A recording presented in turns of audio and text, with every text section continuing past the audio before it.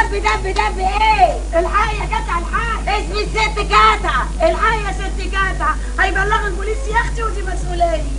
اسم الله عليكي يا اختي، ما يبلغوا البوليس وايه يعني؟ ساعتها افتح الميه.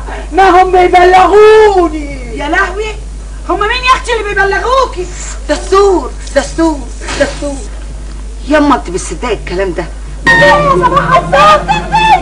الحقني يا اختي. يا اختي منك انت يا اختي، لسانك لفي شويه جايب لك الكاسيه. زمان كان ابوكي بلدي يا صباح، كويس اللي حصل لي. يلا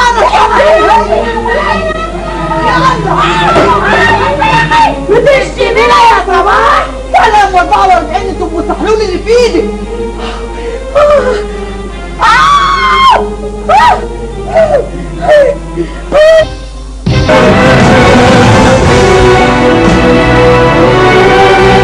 زهيرة لما ضحكتي عليها وبصرتيها وشفطت البيت يما 44 عقبال هياخدك يا ولية. خلاص يا صباح، خلاص يا جدع، ما انتوا برضه جيران.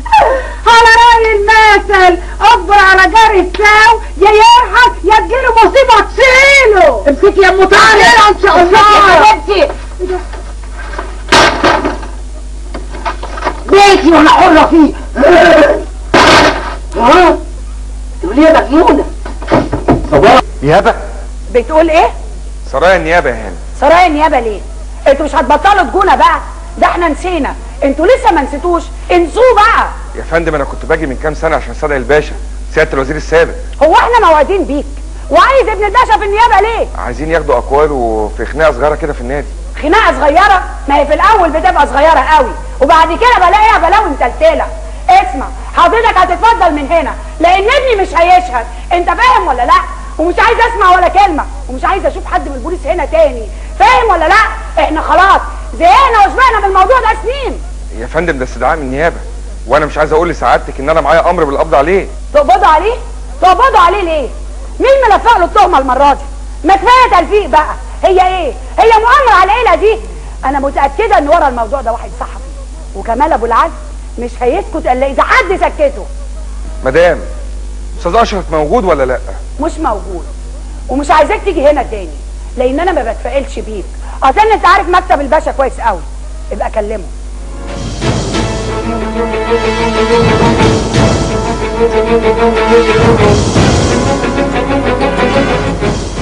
ايوه الشكر يا عبد الرؤوف. اهلا يا اسماعيل. ها رحت في ايه؟ اشرف محبوس في النيابه؟ ازاي؟ انت لسه هتقول ازاي؟ في ايه يا شكري؟ حاضر يا هدى. ايوه يا اسماعيل. وكمان لسه هتكلم المحامي؟ في ناس راحت. مش هيعملوا حاجه يا هدى، امال الناس دي بتعمل ايه؟ مش ابنهم، اشرف ده ابنك انت، لما يشوفك داخل كل حاجه هتنتهي. ايوه غور بالزفت اللي انت داخل بيه ده. وبعدين يا شكري. حاضر اشوف بس وصلوا لايه، يمكن تتحل وانا هنا. مين اللي هناك يا اسماعيل؟ مين اللي بعت للولاد؟ عمر طبار؟ هاني؟ هو احنا موعودين بالراجل ده ولا ايه؟ مش كفايه عرفني 3 سنين وهو مصدق وماشي ورا الكلام اللي بيكتبه زفت كمال ابو العزم في الجورنال؟ اوكي انا جاي. ما ده لا يكون كمال ابو العزم ده هو اللي مدبر القضيه عشان يفضح ابني. هو ايه؟